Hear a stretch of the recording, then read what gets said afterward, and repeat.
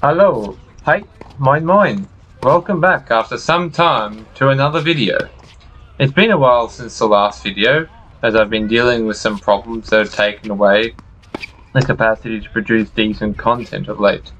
And these days though, everyone has a lot more issues to deal with, so there's no point in really going over this or stumbling over these hurdles, given that there's the bigger things to deal with in life, and everyone's in some kind of boat of trouble themselves. Nonetheless, the channel will continue on. Now, one notable issue I have had is both gaining access to relevant demos and the ridiculous prices that rackets cost when I cannot demo one. I also spent some time rethinking where my racket journey is going, and this HIT session that is this video has motivated myself to both reconsider and gain further focus on that very journey. Now, thinking is great, but if new data is best, and hence info gathering is the most critical thing. Now, this racket recon is what that is. It's me looking at my racket selection so far, rackets I could be demoing with, and rackets that I may have cut out that I can actually try again further in further videos. But of course, to be able to make a video, I have to have proper video equipment that's namely functioning, and that's been another issue so far. You may recall from earlier videos that I had a camcorder, and that was still used for a lot of the videos up to late, but that stopped functioning. But luckily the GoPro was working for this video to be made. First on this list was the Babbler Pure Aero 98, a racket I'm quite familiar with. It felt quite good on the forehand, but not so great on the backhand. Now he is hitting with the Technofib. Returning on the racket recon idea, the whole point in general is to make this journey more effective and efficient for me. So this recon actually gained a lot of results out of it, and I was able to eliminate certain rackets and get in touch with rackets I never really considered, rackets I never hit with that much.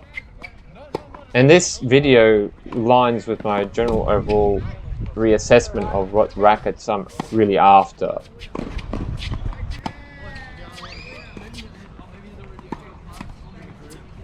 Mark joins us for the first time, and for a brief period of time in this video.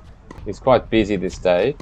But Mark is what I would consider a real racket nerd. He knows about strings or different rackets, loves testing different things, even a bit interested in modification of rackets.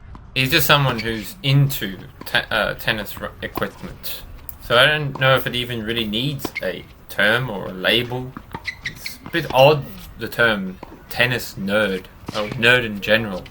I find odd these days is the decline of language and the misuse of terms to what they should be used for. To be honest, it seems very disparaging. When I grew up, nerd was a term that was used as an insult from those who are generally interested in a academic field a lot, or a particular technological field a bit more intelligent than most, and who are even obsessed in these particular areas at a younger age.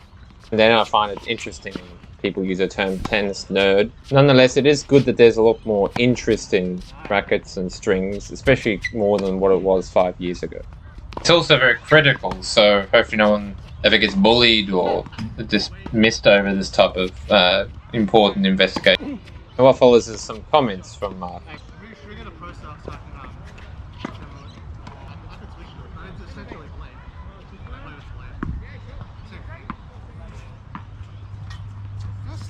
But I also like it. But I also feel like, you know, sometimes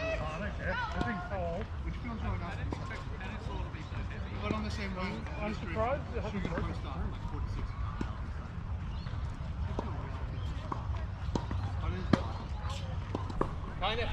The Babolat Pure Drive 98. Now this is another racket that I put alongside the Pure Aero 98, and I was considering doing a video on these two, and I have now determined not to bother with them, and you'll find out a little bit later why. Now in the past I was a Babolat Pure Drive Plus user, the 2019 model, and I thought maybe that I could get a similar feel or with better control. Overall, with the Pure Drive 98, I found nothing worked for me.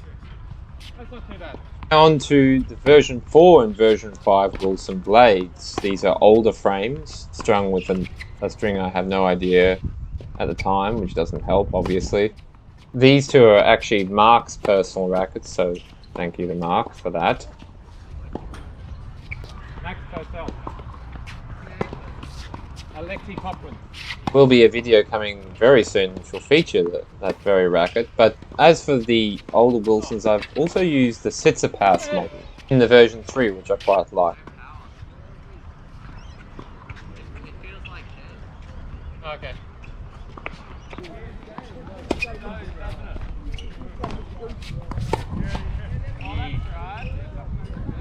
What is interesting about the blades is I find that every blade suits a different player more or less, and can be still played very well, despite maybe being 5 versions behind. For example, there was a double specialist at the Brisbane International who played with the version 5. Sitsipas has a much older version. Quite like the version 5, but I don't like the version 4, I don't like the version 7 that much. The version 3 was very good, and I find for sometimes with older rackets that are still modern, you can get something out of them. Now with the channel back into gear, what's going on with the channel? Firstly, new camera equipment, which means better footage quality.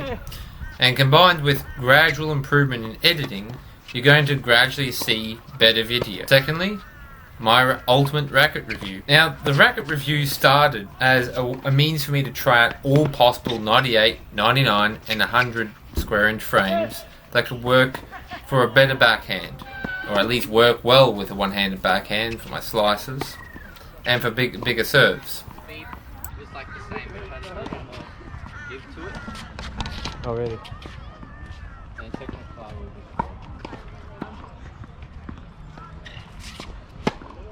Further still, I've determined that I need to be more precise with my racket journey and find what string patterns I play well with. Now for the 97-98, the 18x20 pattern provides not enough power and spin for myself, so for those I won't be bothering with 18x20 in any way, shape or form. For 100 square inches, I've found that 16x19 is too uncontrolled, so I'll be tending towards other string patterns, perhaps even 18x20 and 16x20 and 18x19. To not waste any time, I suggest when you're doing your racket selection, look for what string pattern and what head size suits what you're trying to get out of the racket the most.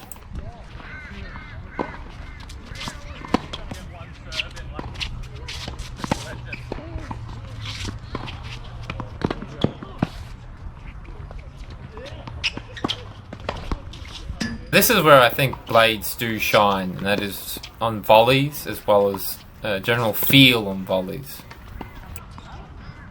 On serves they work well, and on ground strokes they generally also work okay, but I think for one-hand backhand you have to modify them a bit to get the most out of them.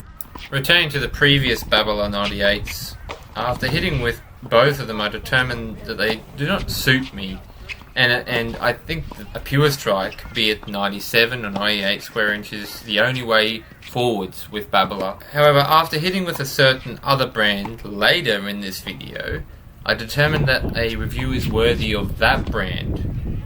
Now while these older blades are not necessarily for me, except the V5 green-black version possibly, I will be trying out the V9s.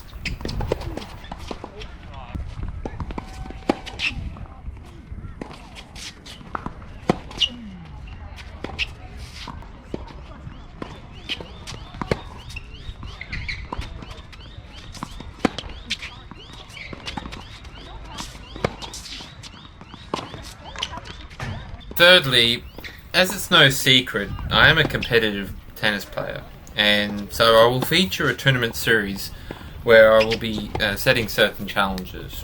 Now, of late I've been trying to just improve my technique, which is not always obvious in this video, further and further, but I will be setting the challenge to win certain tiers. We have tiers in this tour, and then firstly win a match and move up to winning tournaments, and then gradually just improving in general.